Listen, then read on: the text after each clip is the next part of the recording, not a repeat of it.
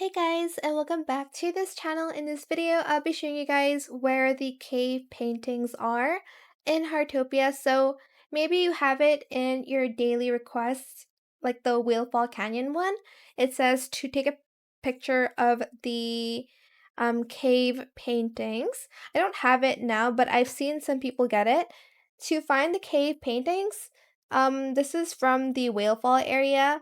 You're just going to swim in the Jellyfish Cove. So I'm right here. And take a picture of this painting. This is called the cave paintings, apparently.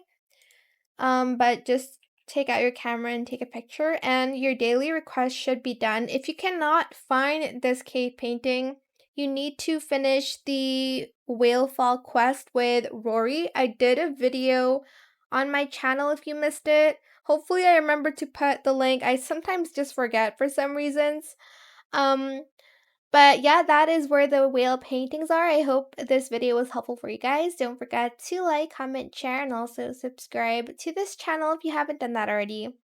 If you have any more questions about this video, just leave it in the comment section down below.